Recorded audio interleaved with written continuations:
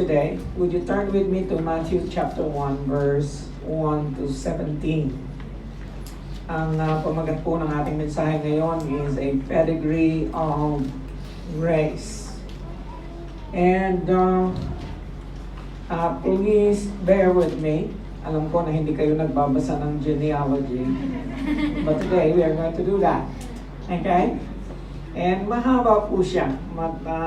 I want you to experience and I want you to at least go through the names. And I believe you will never remember those names, many of those names. Some of those names are hard to be pronounced. But let's read them anyhow. It is the Word of God. Okay? So ganito po ang sinabi ng Matthew chapter 1, verse 1 to 17. This is the genealogy of Jesus Christ, the Messiah. Of Jesus, the Messiah. The son of David, the son of Abraham. And then he said, Abraham was the father of Isaac. Isaac is the father of Jacob. Jacob, the father of Judah and his brothers. Judah, the father of Perez and Zerah, whose mother was Tamar. Perez, the father of Hezron, and Hezron, the father of Ram. Ram, the father of Amminadab. Amminadab, the father of Nahshon. Nahshon, the father of Salmon. Salmon, the father of Boaz, whose mother was Rahab. Boaz, the father of Obed, whose mother was Ruth. Obed, the father of Jesse, and Jesse, the father of King David.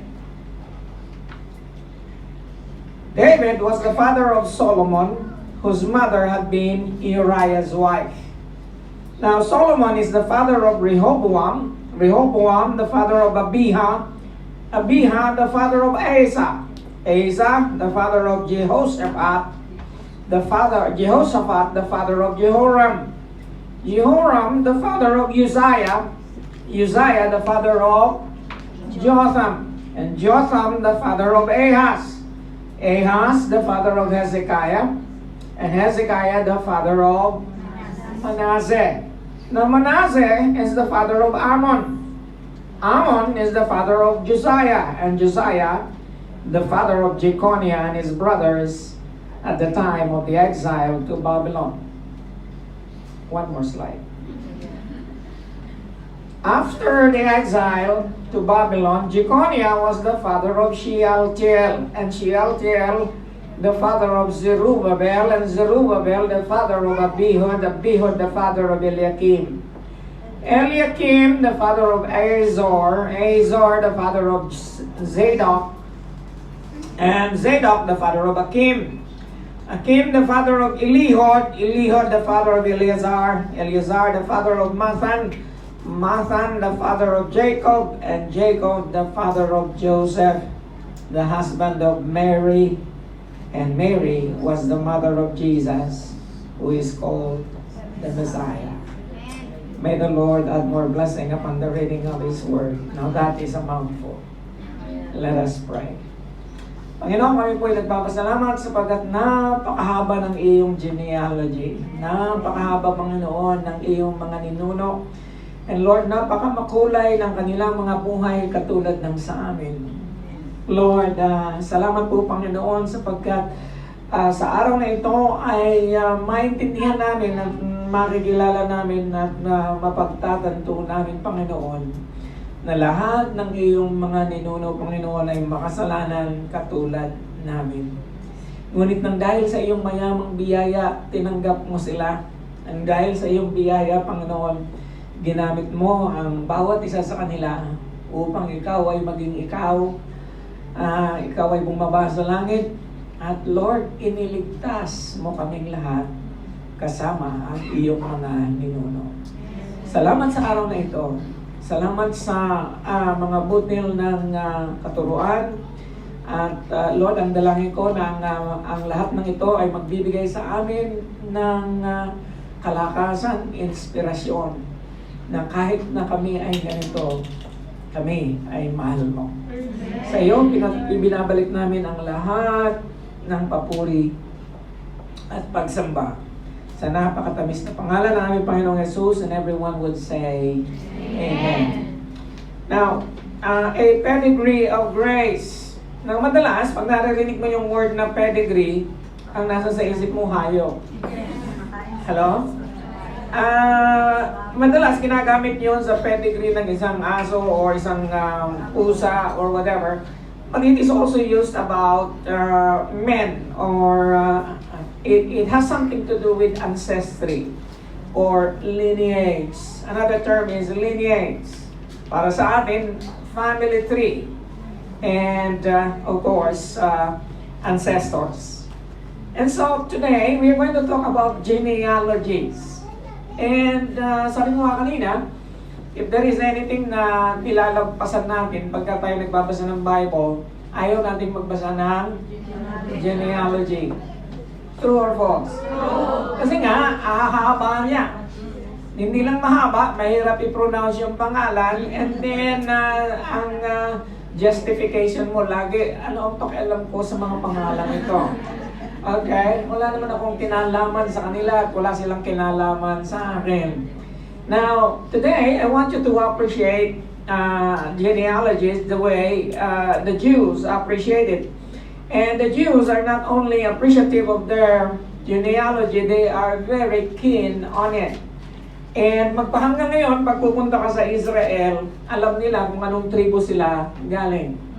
Okay? And they all came from the 12 tribes of Israel. And so, bakit may mga genealogy? Ano ang ibig sabihin nito? Alam niyo, nung ako'y bata pa, wala naman kaming family tree na nakasulat sa isang aklat or sa isang papel. Mag-memorize nung nanay ko kung sino yung lolo ko at lolo, yung kapatid ng lolo ko at mga napakarami kong tiyo na hindi ko kilala. And madalas, pag nagkukwento siya, masaya ako pagka naririnig ko na alam mo ba, ang tiyo mo ay ganito, ganyan, lalo na kung mayaman. At napakaraming ari-arian at nasa ibang, yung ibang mga relatives namin na nasa ibang bansa. Okay? Masaya ako. Kanya lang mayroong mga unmentionables na mga relative. At sasabihin ng nanay ko, huwag na nating banggitin si ano, hindi kayo masisiyahan sa kwento niya and all that. And marami tayong gano'n. Okay? And gano'n din, ang makikita ninyo, yung binasa natin, at kung titingnan natin yan dito, ay napakarami sa kanila ay familiar ang pangalan sa'yo. And yet, marami sa kanila din, halos kalahati siguro, or even more, ay hindi nyo kilala, hindi familiar ang pangalan sa'yo. Now, bakit nga ba ang mga Hudyo ay very keen on it? Because it proves one has a legal right to citizenship. Number one, ikaw ay citizen ng Israel kung ikaw ay nasa listahan.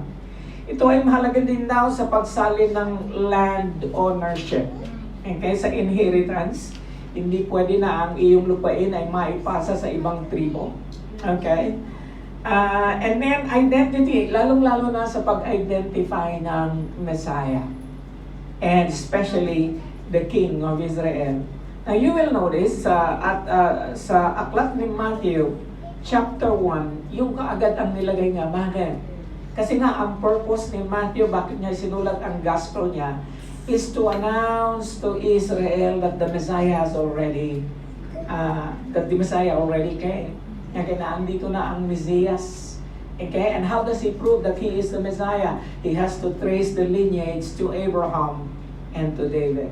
Na siya ay descendant ni Abraham at siya ay descendant ni David. Okay? Now you will look here. Dalawa ang listahan ng genealogy ni Jesus sa New Testament.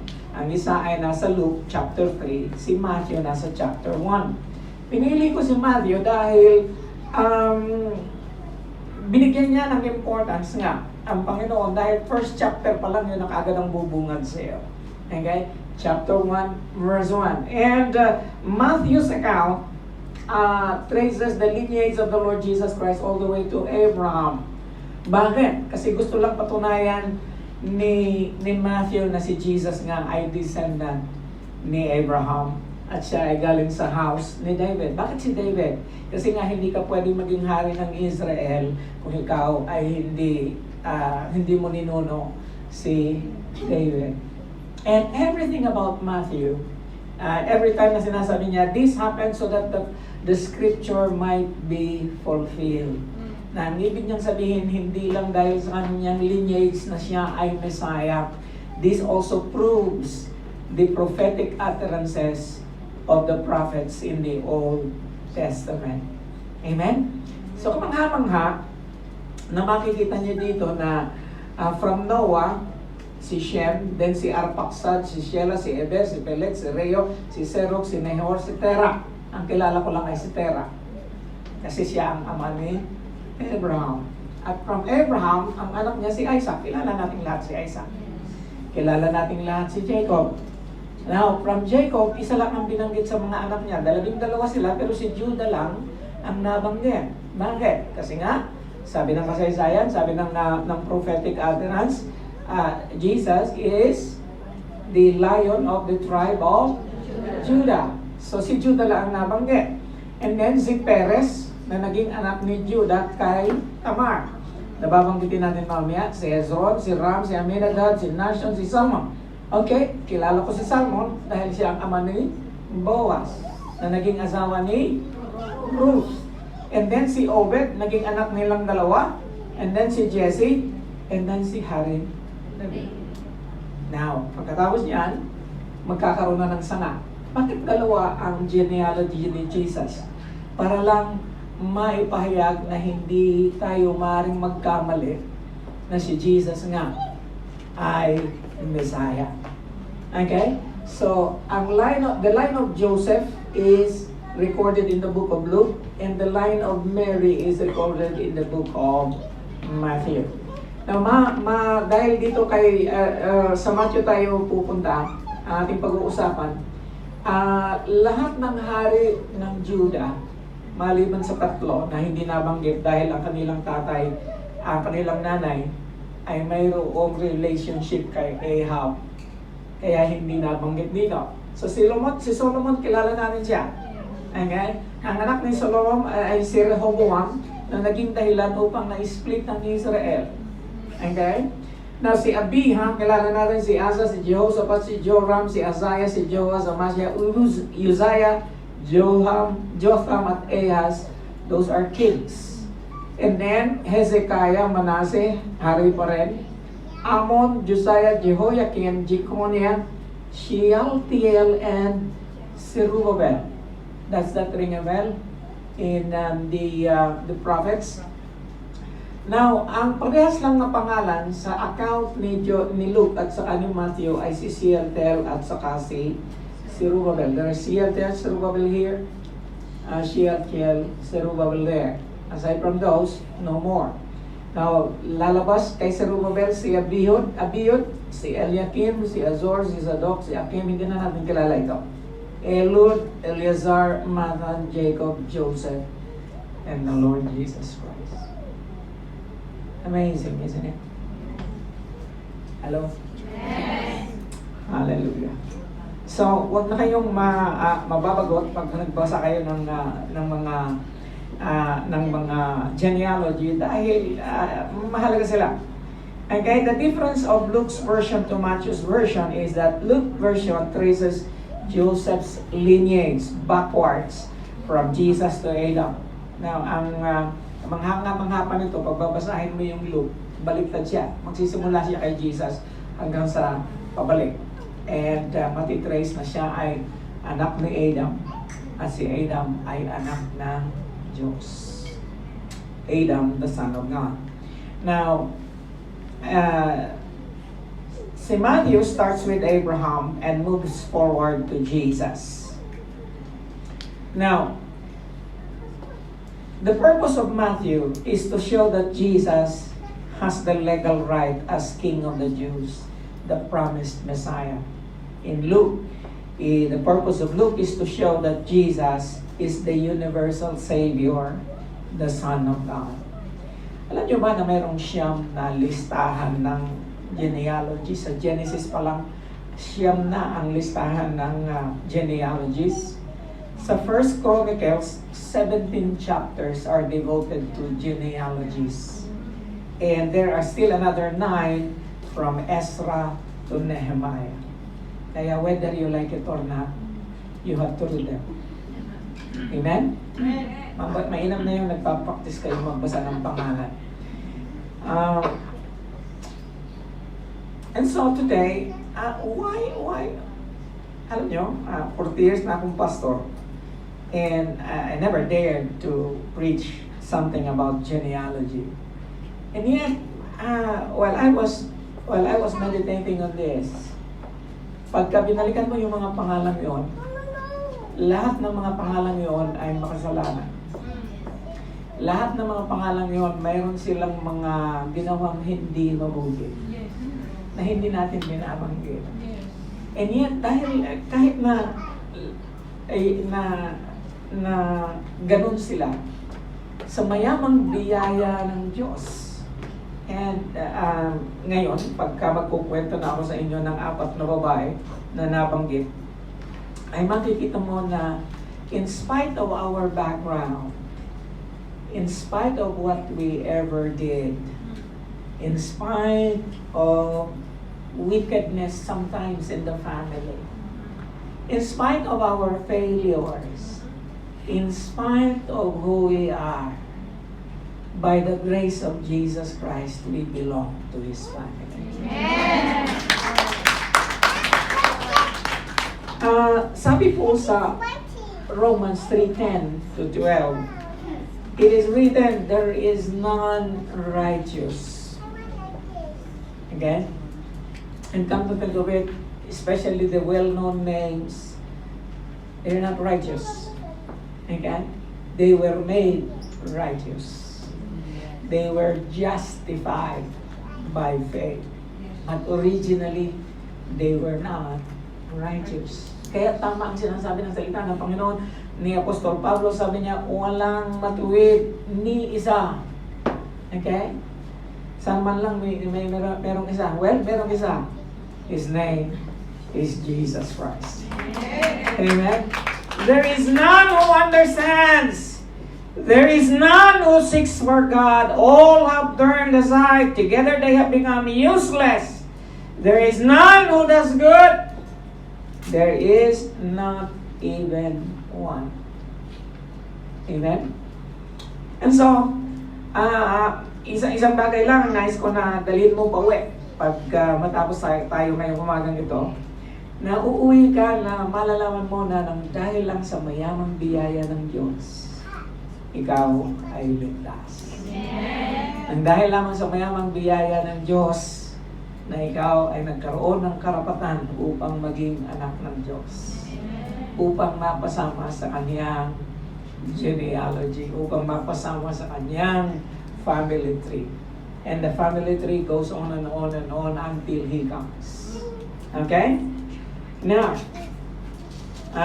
yun ay makikita natin sa Ephesians 2:8-9. Sabi niyan, for it is by grace you have been saved through faith. And this is not from yourselves. Ang dahil lamang sa biyaya ng Diyos, ikaw ay naligtas sa pamamagitan ng pananampalataya, at ito ay hindi nanggagaling sa iyo. Ito ay gift ng Diyos. Ito ay kaloob ng Diyos. Pasko ngayon, tanggapin natin ang kaloob ng Diyos. Amen? Hallelujah. Pasko ngayon, tanggapin natin ang kaloob ng Diyos, not by works. Wala tayong may pagmamalaki sa Kanya.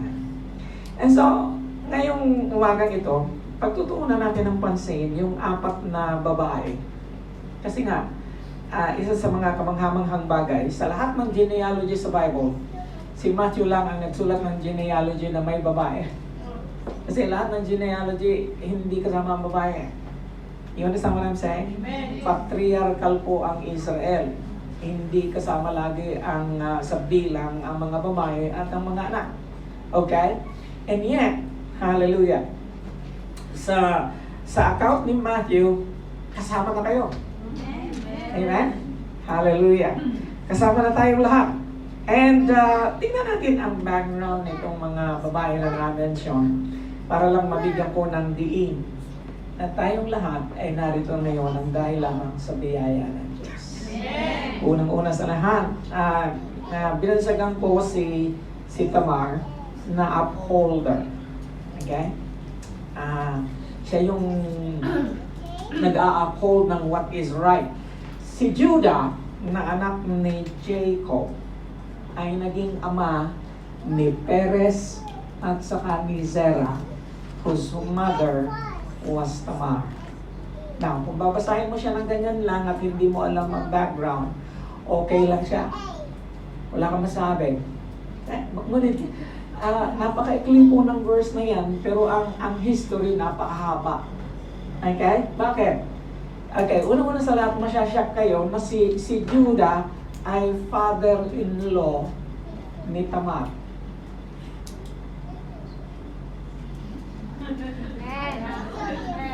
Shocking. You understand? Si Tamar ay daughter-in-law ni Judah. Paano nangyari yun? Ganito ba ang kwento eh? Are you ready to hear the story? Okay, itong mga istoryang ito, mababasa mo lang sa tabloid. Okay? And maririnig mo lang sa celebrity TV. Okay? Dahil nga ito si Judah, meron siyang 3 anak. Ang unang anak niya ay si Er. Ang pangalawang anak niya ay si Onan. Ang pangatlong anak niya ay si Shelah. Okay? Si Tamar ay asawa ni Er. Kaya lang sabi ng salita ng Diyos, huwag na nating tingnan kasi mahaba nga siya eh. Okay? Itong si Er, pinatay ng Diyos. Yun ang sabi ha? God slayed Er because of his wickedness. Hindi binanggit anong wickedness meron siya. Pinatay siya ng Diyos, kinitil ang buhay niya dahil wicked siya. So naging balo si Tamar. Now sa Israel, pagka ikaw ay naging balo, yung susunod na kapatid, kukunin ka bilang asawa, wala silang anak. Si Er at saka si Tamar, hindi nagkaanak. And so para ma-perpetuate, dahil ito ay batas ng Israel, na ang pangalan ng namatay na kapatid ay dapat ipagpatuloy ng nakakabatang kapatid, naging asawa ngayon ni Tamar, si Onan. And I tell you, it's very descriptive. Sabi doon sa salita ng Panginoon, they got married, pero ayaw niyang bigyan ng anak si Tamar. So, kayo na may mga asawa, alam niyo na ang paraan kung para hindi magkaanak yung asawa mo, meron silang birth control, wala pa namang mga makabagong birth control noon. So, basta't hindi niya inallow na magkaroon ng anak si Tamar. Nang dahil doon, pinatay din siya ng Diyos. So, dalawa na ang pinatay ng Diyos, si Er at saka si Onan. Sabi ng salita ng Panginoon, because of this wickedness, Onan was killed by God. Ang susunod na lalaki, si Shelah. Okay? Ang pangalan niya, lalaki siya, pero ang pangalan niya, Shelah. Okay? Now, si Shelah naman, bata pa. So, hindi pa siya marriageable age. So, sabi ni Judah, stay in our family, be a widow until Shelah is of age, and I am going to give him to you. Are you following? Yes. Alam ko, you are following. Okay? Now, here is the juiciest part.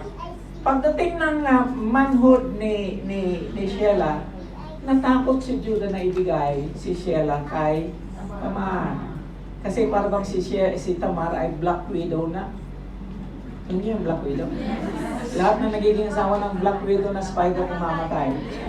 So sabi niya, so nagdili-dali siya, hindi niya ibinigay si Shelah kay Tamar.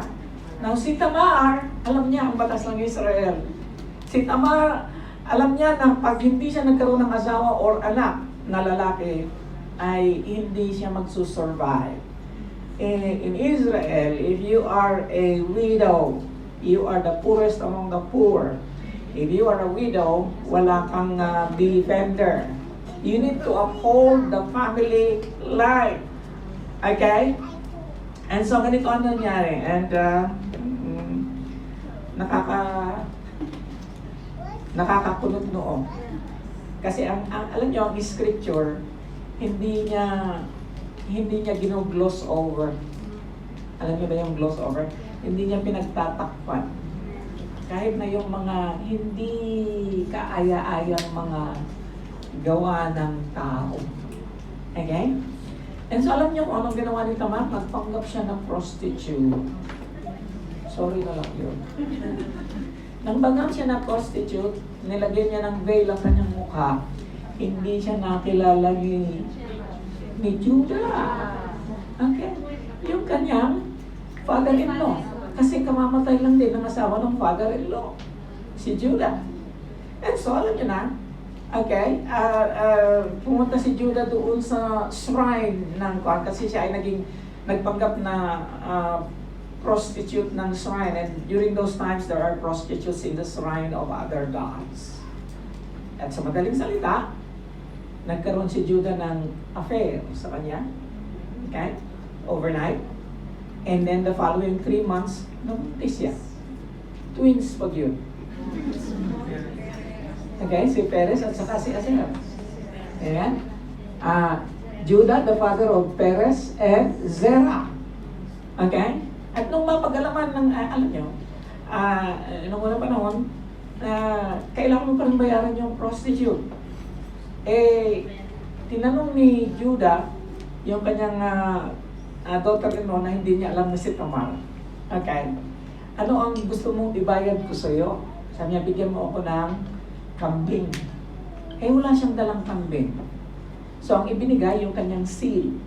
Alam niyo, lahat ng mga ninuno nung panahon, pagka ikaw ay patriarch, meron kang seal. Okay? And then yung tungkod, at saka yung kanyang cord. Yeah. Gawin mo muna siyang collateral hanggang hindi mo ipinadadala yung kambing. Naintindihan niyo? Yes. Kanya lang, nung nakauwi na si Judah at ipapadadala niya yung kambing, wala na yung shrine prostitute. Hindi niya alam na sa bahay niya. And in 3 months, nabuntis nga si Tamar, na lahat ng kapitbahay, nakita na buntis siya. During that time, if you are a household prostitute, you deserve to die. In fact, sabi ni Judah, we are going to burn you to death because you have brought shame in the family. Kanya lang, bago pa nangyari yon, inilabas na ni Tamar yung seal. Sabi niya, ang may-ari nitong seal, siya ang tatay ng anak ko. May-ari nitong tungkod, siya ang may gawa nito sa akin. And so, naging iskandalo. And then, ito ang sabi ngayon ni Judah. Kung inamin ni Judah na siya nga ang tatay, sabi niya, Judah recognized the items and said, she is more righteous. Now, I want you to notice that word. She is more righteous than I. Bakit?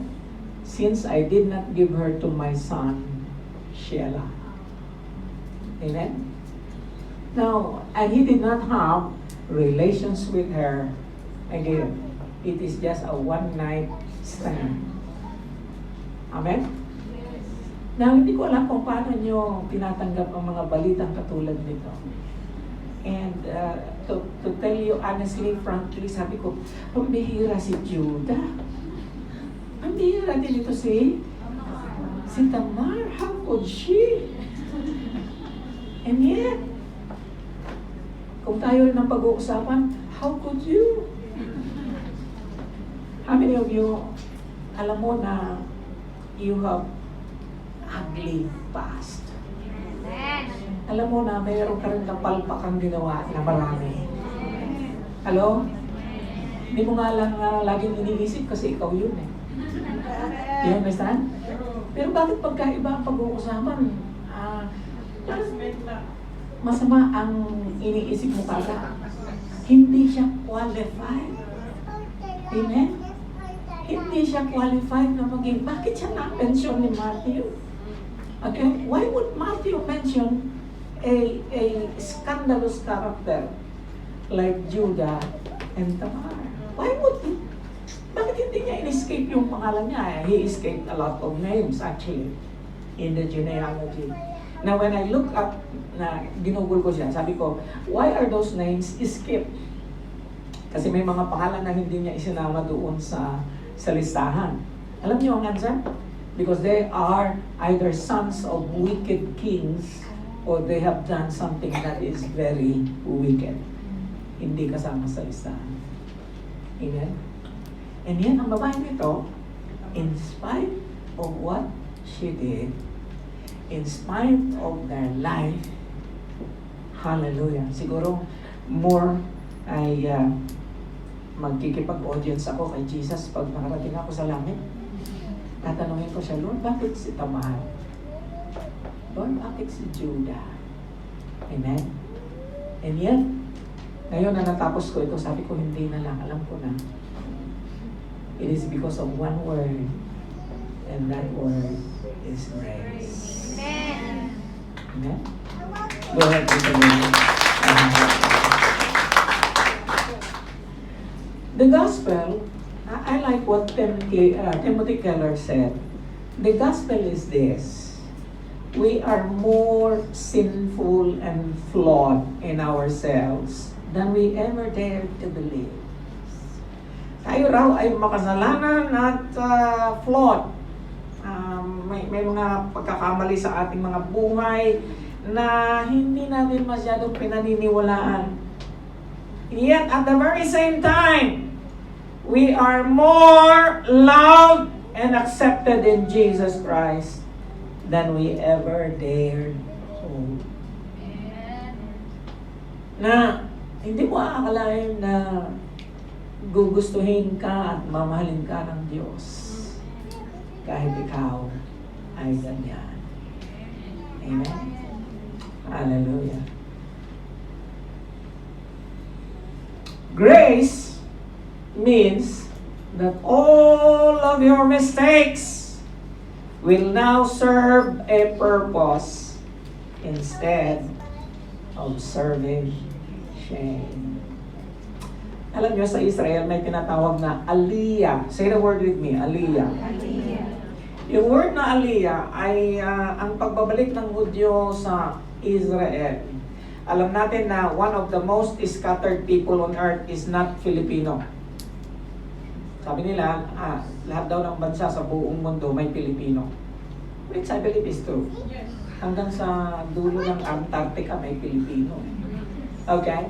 And yet, ang pinakamarami daw na race, when we talk about number of peoples that are in certain places being scattered, they are Israel. And then, nung naging bansa ang Israel noong 1948, nagkaroon ng tinatawag na aliyah. Simply means the return. Magbabalik yung mga itinapon, or kung ikaw ay naging anak ng itinapon at nasa ibang bansa ka, pwede kang magbalik sa Israel, tatanggipin ka bilang citizen ng Israel. Katulad ng Japan, pagka ikaw ay may dugong Hapon, kahit na ikaw ay Pilipino, pwede kang pumalik sa Japan. You understand that? Okay. Ganun din ang aliyah. And you know what? Pagdating mo sa Israel, titingnan ka agad nila yung genealogy.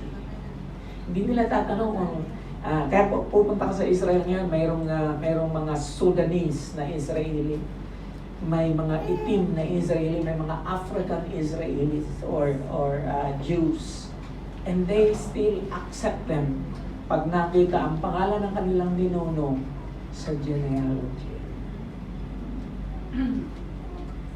You know what? In heaven, there is a genealogy. Sa langit, may listahan.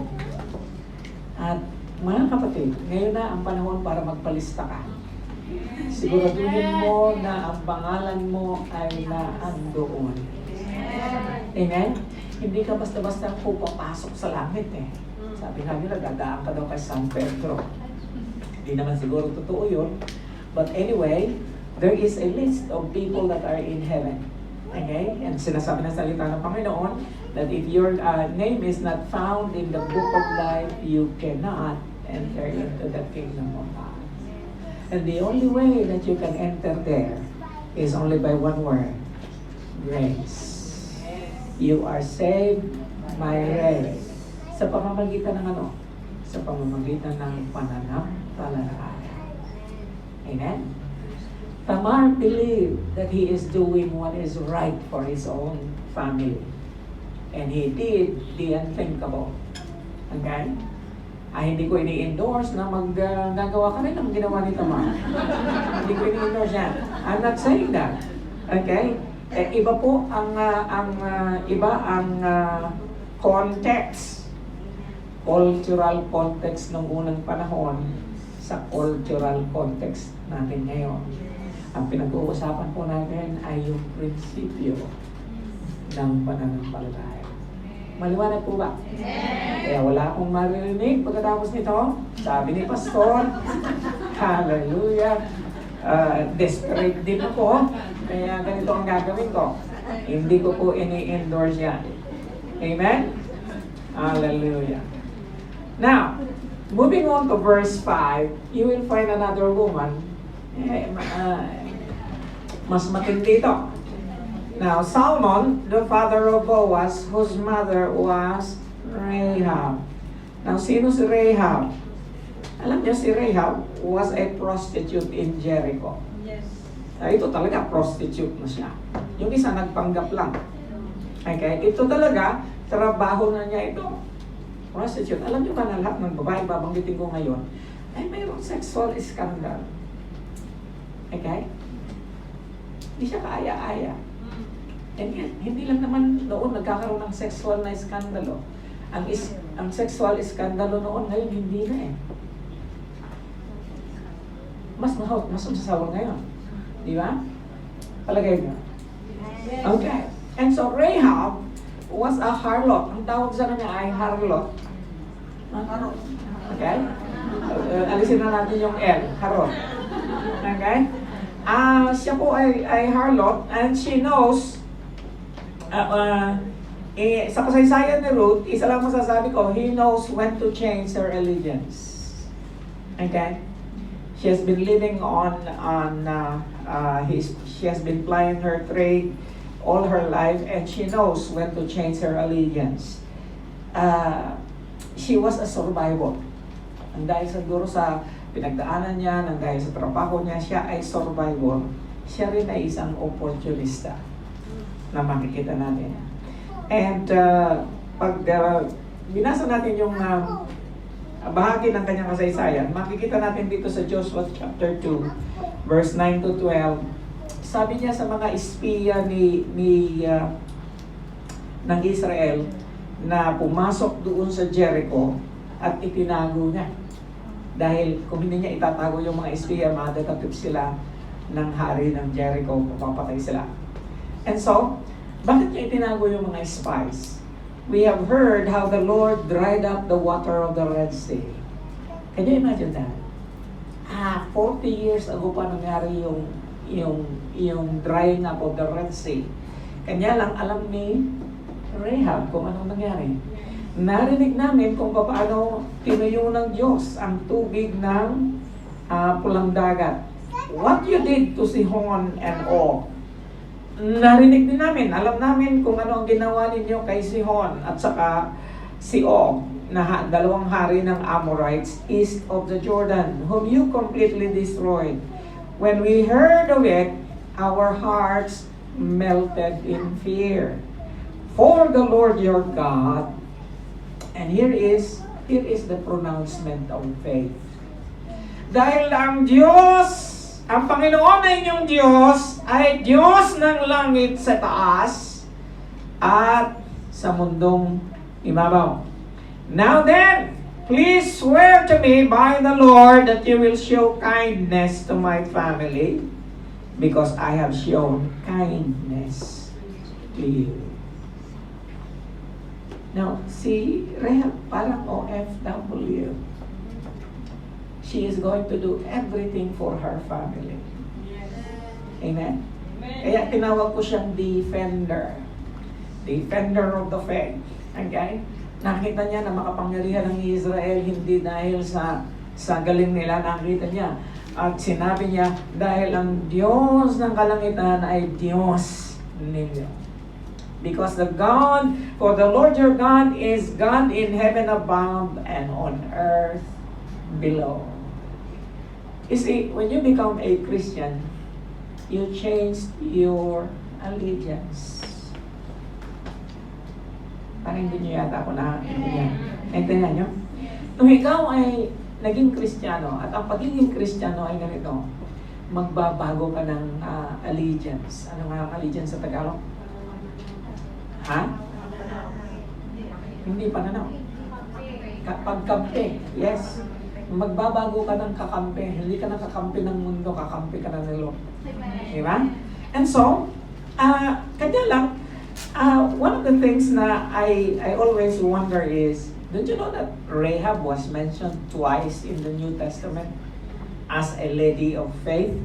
Kanya lang, bakit sa mga sumulat nito, lagi nilang minimension the prostitute Rahab.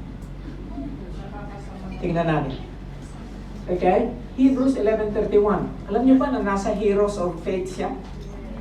Sabi doon, the prostitute by faith, sa pamamagitan daw ng pananampalataya, sa pamamagitan daw ng pag-change ng allegiance. Now, let me tell you this, you cannot call yourself a Christian if you have not changed your allegiance. Amen. Kung ikaw ay narito at lagi kang nahihila ng kamunduhan, you have not changed your allegiance. Now here, the prostitute Rahab, because she welcomed the spies, was not killed with those who were disobedient. Amen? Lagi minsan pagka dumarating na yung impending judgment ng Panginoon at patuloy ka pa rin sa ginagawa mo, parang walang takot. Okay?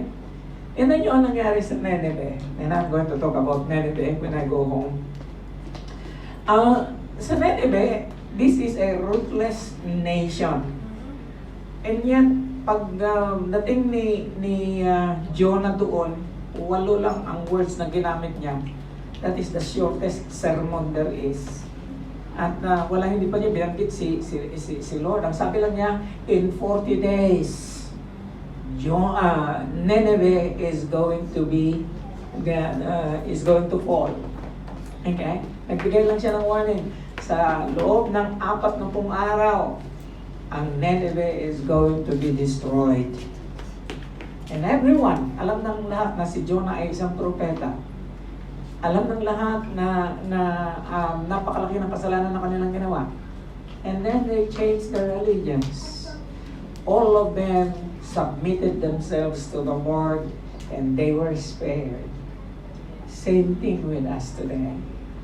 Kailangan ko pa rin mag-respond, kapatid. Okay? Hindi po free pass. We need to express our faith. Amen? It is by faith. Amen.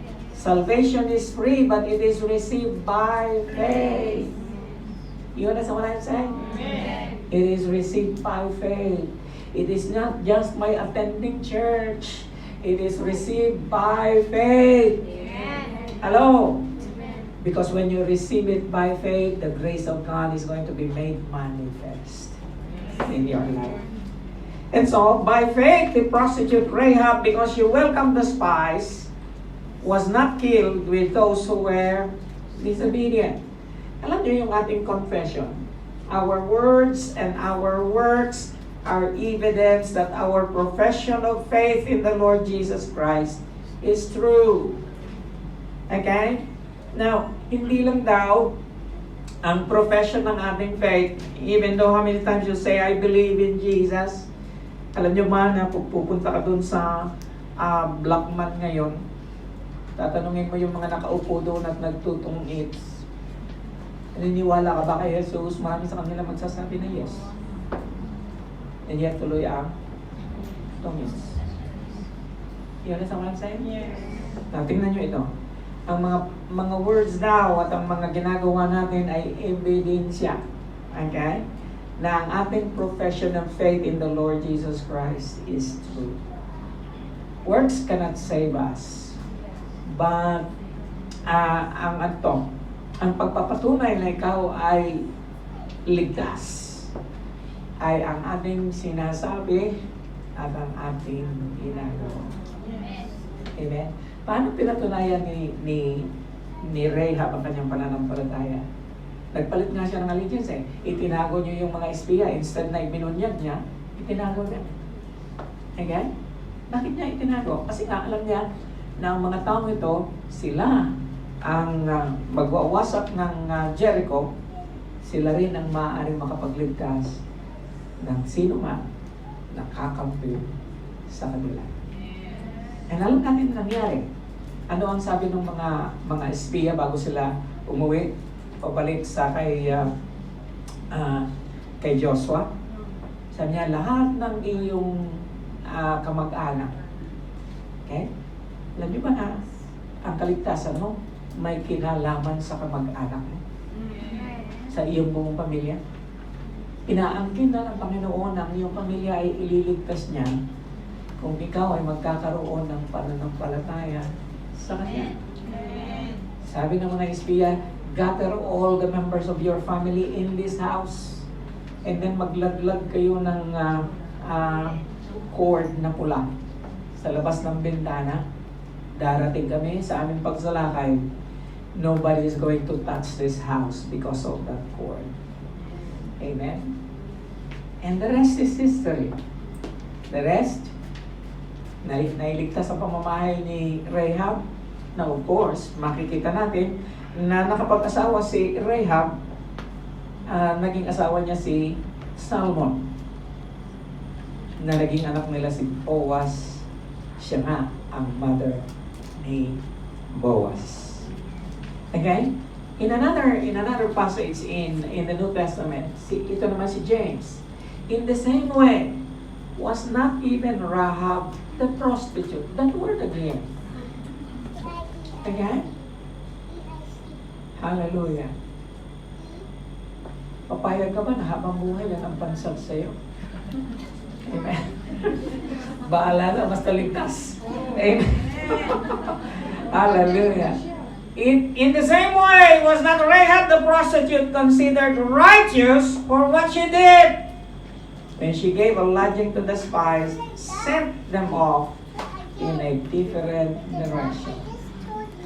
Actually, he is very cunning. She is very cunning.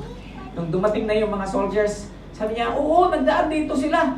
Dito sila pumunta. Pero dito niya pinalabas.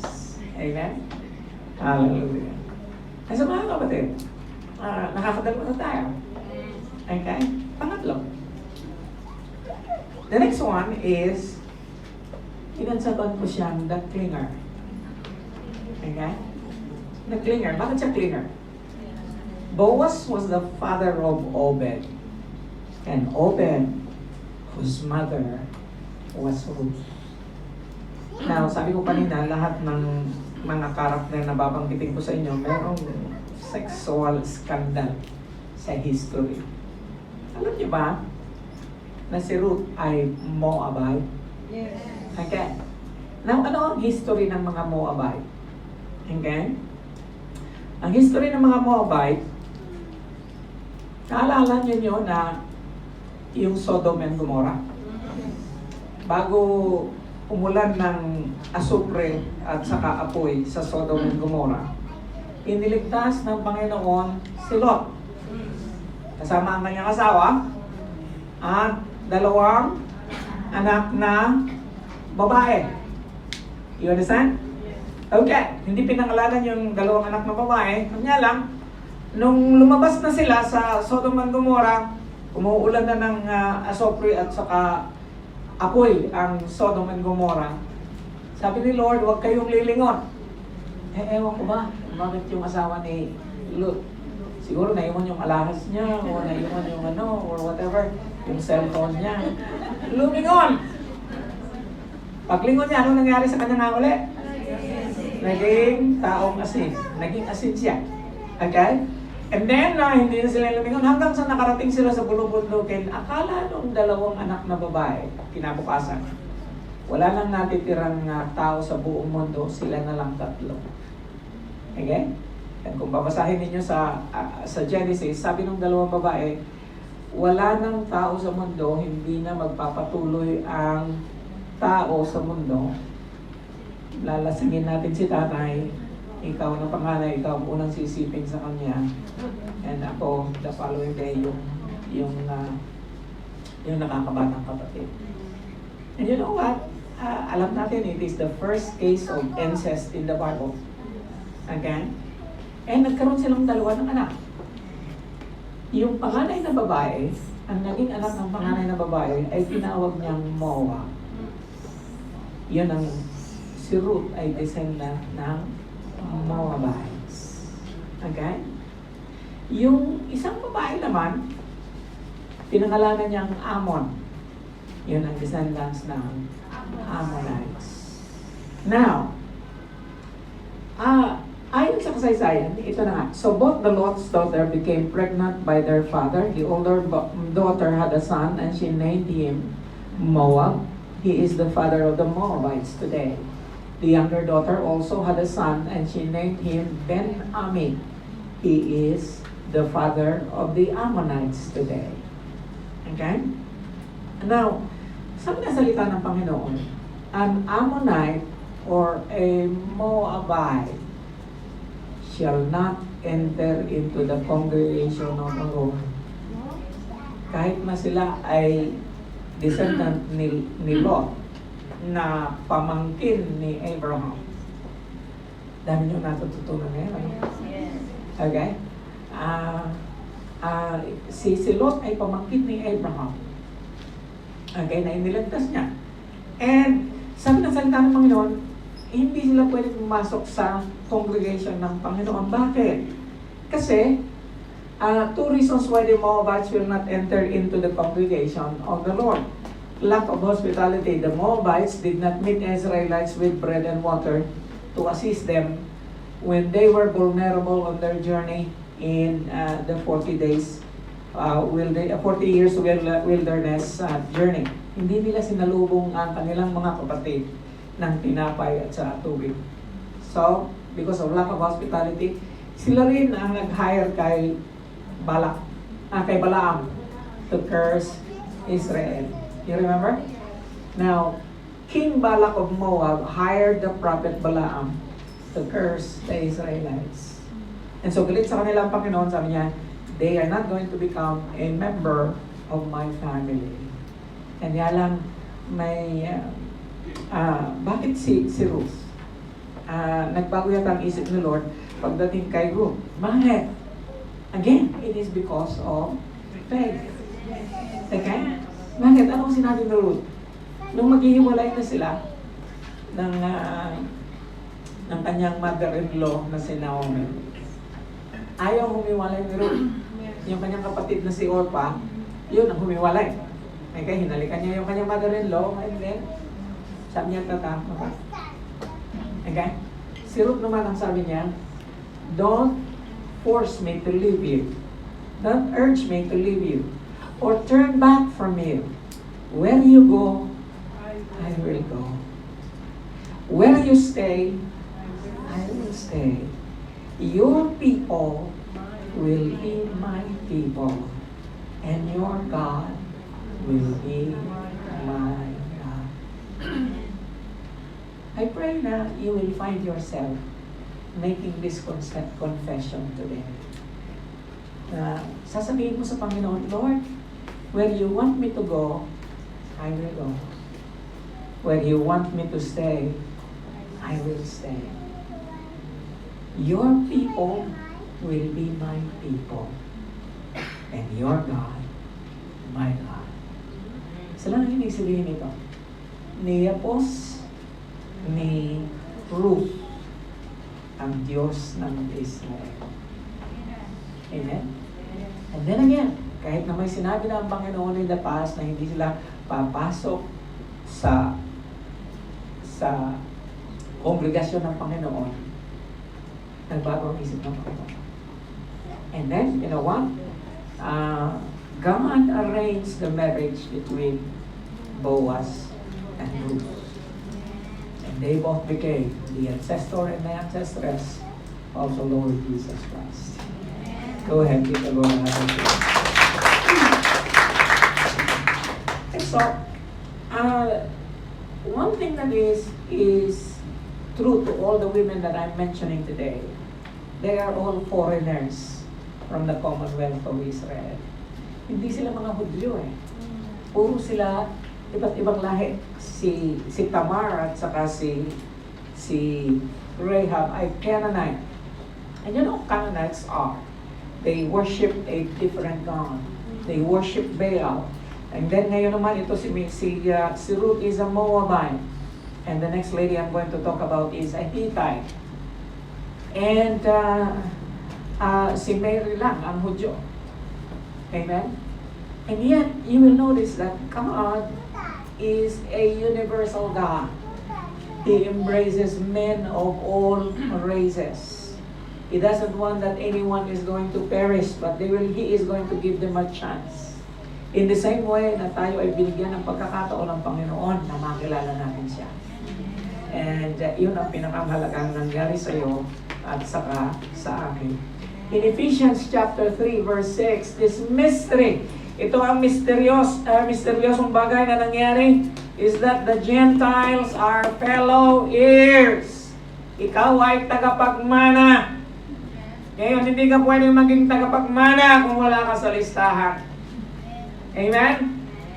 Isang misteryo ito na nangyayari na ang lahat ng Gentiles, ang lahat ng hindi Hudyo, ay fellow heirs and members of the same body and partakers of the promise in Christ Jesus.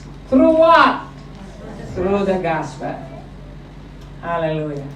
You and I are included in God's mission of grace. The last but not the least. Pagsabi sa katabi ko, last. Number 4. The fourth woman is the sufferer. And her name is Bathsheba. Now here is something that is very, very interesting. Very small verse, very few words, and yet it speaks volumes. Okay?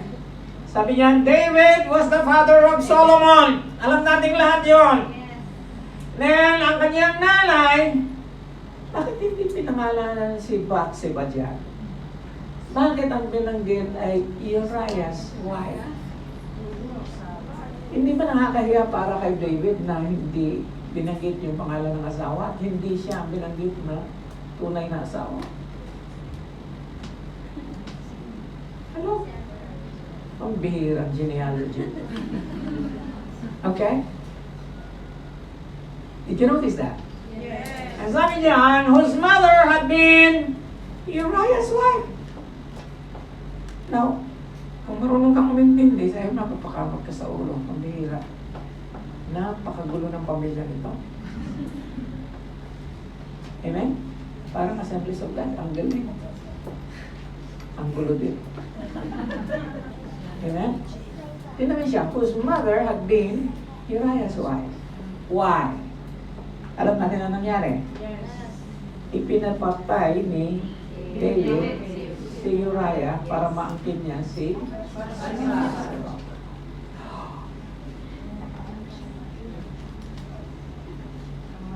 Okay? I don't know.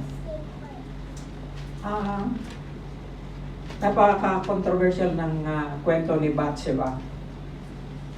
Ito na nga, hindi pa binanggit ang pangalan niya. Ano kaya ang motive ni Matthew, guided by the Holy Spirit? Siguro binulong ng Holy Spirit sa kanya, wag mong babanggitin ang pangalan ni Bathsheba. Bigyan natin ng honor ang tunay na asawa. And his name is Uriah. You see, Uriah was a Hittite, and he is one of the most loyal soldier of King David. Karoon lang ng pagkakataon na habang namamasyal si David sa kanyang rooftop, kasi nung unang panahon may mga rooftop lahat. May pagligo niya, ganun, nakita niya si Bathsheba naliligo doon sa ibaba. Kasi alam niya, wala siguro siyang magawa nung gabi niyo, pinatawag. Okay, pinatawag, and alam niya na kung ano nangyari. And then pagkasunod na verse, ganito ang sinabi ng kasunod na verse. Nakaraan siguro ng ilang araw, sabi nung Bathsheba, the woman conceived and sent word to David saying, I am pregnant. Okay? While I was doing a sermon on this one, I made a research. Gano'n ba kabilis na mabuntis ang isang babae? In 24 hours, you can be pregnant. Hello? In 24 hours, you can be pregnant. Kaya, the following verse lang ito. Nagsiping sila nung verse 4. Pagdating sa verse 5, uy, pregnant na. Ganun kabilis eh. Ganun siya kabilis. Now, nung na-pregnant na si Bathsheba, di na mapalagay si David. It's going to be a scandal. Okay? So, pinapauwi niya si Uriah sa battlefield. They were in the heat of battle and then pinauwi niya si Uriah. Winelcome niya doon sa palasyo. Nilasing niya. At nung medyo lasing na si Uriah, sabi niya, time to go and sleep with your wife. Lang hiya. Okay? Okay, gusto niya na mapagtakpan yung kanyang kasalanan. Sabi niya, uwi ka. And dito mo makikita na si Uriah is more honorable than David. You know why? Ayaw pumayag ang Uriah. Sabi niya, how can I do that when all the other friends of mine are doing battle on the battlefield? Alam mo saan siya natulog? Sa garden. And so sabi ni David, hindi pwede ito. Hindi pwede. And so, pinabalik sa digmaan, binigyan ng order yung general, ilagay mo siya doon sa front line. Namatay. Pagkatapos na namatay, pinatawag si Bathsheba, ikinasal. Amen? End of story? No. Kinabukasan nandiyan na si Prophet Nathan. And then sinasabi ng salita naman ni Panginoon, the thing that David had done displeased the Lord. Kinumprontahin niya ng prophet, sabi niya, alam niyo, si Prophet Nathan will confront you in style. Nagkwento pa si Nathan, sabi niya, mayroon akong ikukwento sa iyo, ikaw ang magpapasya. Sabi niya, sige. May dalawang lalaki, yung isa napakayaman, may pag-aari siya ng napakaraming mga hayop at mga tupa. Meron naman isang lalaki na isa lang ang kanyang tupa.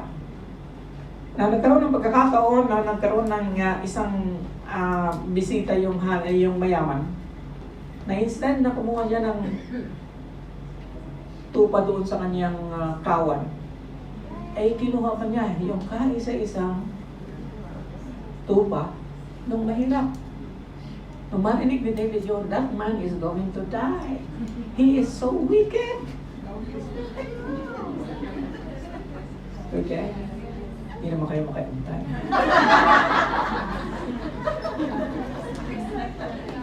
Excited yung sa... Alam mo kung ano sinabi ng Nathan kay David? You are the man! Hallelujah. Masahin nga natin kung ano sinabi niya.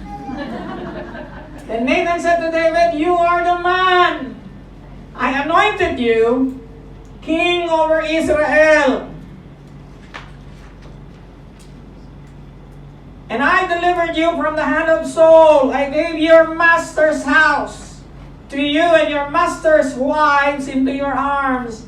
I gave you all Israel and Judah, and if all this had been too little, I would have given you even more. Why did you despise the word of the Lord by doing what is evil in his eyes? You struck down Uriah the Hittite with a sword and took his wife to be your own. You killed him with the sword of the Ammonites. Now therefore, the sword will never depart from your house, and because you despised me and took the wife of Uriah the Hittite to be your own. Hindi lang ito ang sinabi ng Panginoon. Sabi niya, because you have done this, all your wives, someone that is close to you, is going to lie down with your wives in the presence of all Israel. Hallelujah. Nangyari yun sa isa niyang anak na naging hari. Sinipingan ng anak niya habang siya ay naging fugitive. Sinipingan ng anak niya lahat ng kanyang concubine. Hallelujah. My friends, kuminsan, it is very uncomfortable to read these stories of scandals, but they are in the Bible. But God is just. Amen? Now, ang tanong ko, si Bathsheba ba, complicit siya sa adultery ni David? Or was he a victim of a power she cannot refuse? Now, sa indictment ni Nathan kay David, hindi niya binigyan ng sala yung kanyang asawa. And hanggang sa namatay yung kanilang anak. And then, nung namatay yung kanilang anak, nagkaroon ulit sila ng pangalawang anak. Ang pangalan ay si Solomon. Alam niyo ba na ang pangalang Solomon ay may ibang pangalan na binigay si Lord, hindi Solomon. Okay? Pag nag-quiz tayo ngayon, hindi mo makukuha. Okay? Si Jedediah. Okay? Ang pangalan ni Solomon, ang tunay na pangalan niya ay Jedediah. Alam mo ba kung ano ibig sabihin ng Jedediah? A son whom the Lord loves. Ang anak na mahal ng Diyos. And so, minsan hindi mo siya matanggap. Lalo na pagka may umutang sa iyo, hindi mo matanggap na hindi siya nagbabayad. Tapos siya pa ang galit. Tapos siya pa nagwawala. Ikaw tahimik ka lang. And then, ikaw pa may kasalanan ngayon. Bakit mo siya pinahiram? And minsan, ganun ang buhay. Hindi mo siya maintindihan. At yun ay nangyayari dahil sa kapansanan ng tao na tayong lahat ay meron. Amen? Tanggap mo ba na ikaw ay may kapansanan spiritual? Yes! Tanggap mo ba na ikaw ay hindi perfect? Yes! Tanggap mo ba na hindi ka malayo sa mga karakter na ito? Sa ibang paraan siguro? Yes. And while I was really dwelling on this one, and then the Lord reminded me of many blunders. I can no longer count them with my hands. And there are stories na may mga kwento tayo na hindi natin gustong malaman ng marami. Amen? Kahit na yung best friend natin, ayaw natin sabihin. But there is someone you can tell because he knows it already. Yes.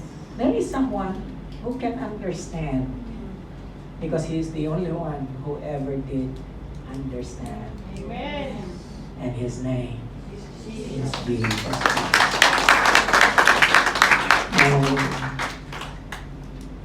backward tayo. Whoever defends himself will have himself for his defense. Siya raw na magtatanggol ng kanyang sarili, meron siyang sarili na magtatanggol sa kanya. But let him come defenseless before the Lord, and he will have for his defender no less than God himself. This week I googled, did Bathsheba ever love her husband? Bakit walang record na nag-struggle siya? Mas maganda sana kung may record na pumiyak siya. Wala Makikita mo sa kasaysayan ni Bathsheba, tahimik lang siya. Kasi nga, the one that bid her to come is no less than the king himself. Noong unang panahon, hindi mo pwedeng paglintian ng hari. You understand? And so she was a victim of circumstance. She was a victim of power. In fact, she was oppressed. And yet, hallelujah, nakikita natin na hindi binabanggit ang pangalan ni Bathsheba kasi nga, banggitin mo ang pangalan niya, magiging kahihiyan niya yun. And even in the genealogy, she was mentioned as Uriah's wife, not the wife of David. Amen. Parang tinatawag siyang poetic justice. Narinig niyo na ba yung term na yun? Poetic justice. It is, mayroong justice ang Panginoon na kahit man lang sa word na nabanggit natin kanina, hindi niya asawa si Bathsheba. Siya ay asawa. Amen. My friends, last slide. In all these things, we are more than conquerors through Him who loved us. I pray that this genealogy will only give us this one and only conclusion. Tayo ay kasama sa listahan dahil mahal niya tayo. Amen. Amen. Shall we close your eyes with me? If you are here this morning at narito ka ngayong mga sandaling ito at alam mo na marahil ay lagi kang tinutuya ng iyong kahapon. Lagi pinaalala sa iyo kung gaano ka sama, gaano ka pangit, gaano ka bigat ang pinapasan mo ngayon. Marahil ay you are here and you are going through the consequences of what you have done in the past. Kapatid, isa lang gusto kong baunin mo ngayon, mahal ka ng Diyos. Mahal ka ng Panginoon kahit na ganyan ka, kahit na ganito tayo, mahal tayo ng Diyos. At dahil sa kanyang biyaya, His grace is going to change everything. I want you to wait because God is going to change. Babaguhin ng Panginoon ang iyong kinabukasan. Babaguhin ng Panginoon ang lahat. Hallelujah. Isa lang bagay na nais ng Panginoon na gawin natin ngayon. Magtiwala tayo sa Kanya. Would you tell Him, Lord, I will trust You with my past. I will trust You, Lord, with my burdens. I will trust You, Lord, with my identity. I will trust You with my everything. Hallelujah. Sabihin mo sa Kanya, Panginoon, ako'y magtitiwala sa Iyo sa lahat ng aking mga dinadala ngayon, sa lahat ng aking mga circumstances ng aking buhay. Lord, baliwala ang lahat ng ito, Panginoon, dahil ako ay kasama sa listahan. Kasama mo ako, Panginoon, pinili mo ako, You have chosen me. You have done everything for me. You have redeemed me by Your blood. Oh God, Lord, salamat po. Salamat po. Salamat po. Tayo ay manalangin. If you want to join me in prayer, lift up your hands. Lord, salamat po. Salamat sa umagang ito. Salamat sa ginawa mo. Lord, noon ay hindi namin naintindihan kung bakit kailangan na mayroong kasaysayan ng buhay, mayroong genealogy. Di namin maintindihan, Panginoon. And yet, now we fully understand, especially yours. Lord, hindi malayo ang iyong family tree sa family tree ng bawat isa sa amin. Lord, it is so colorful. It is so scandalous, Lord.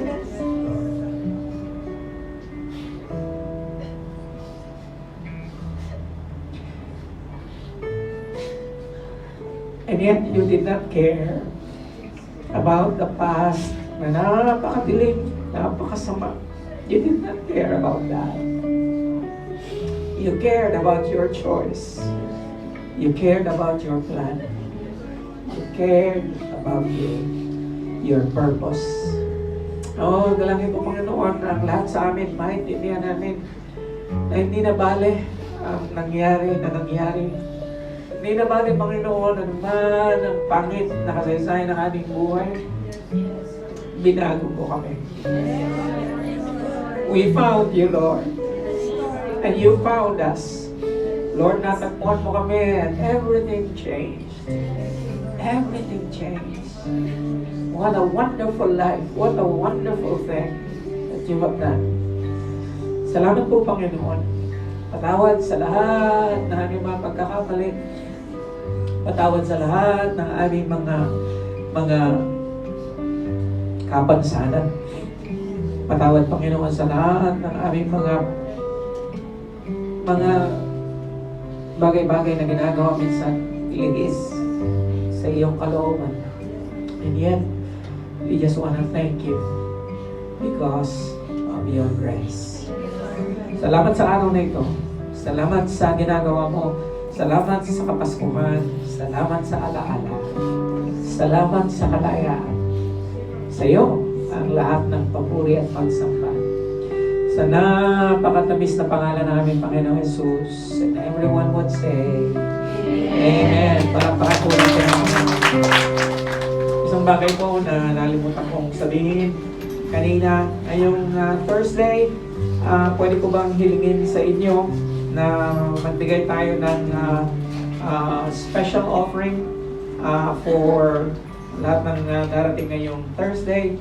Mag-prepare kayo ng special na alay para sa Panginoon bilang Thanksgiving and bilang gift natin kay Lord for Christmas. Amen? So magkukulik po tayo ng offering sa Thursday and that is going to be your special offering for the Lord. Amen?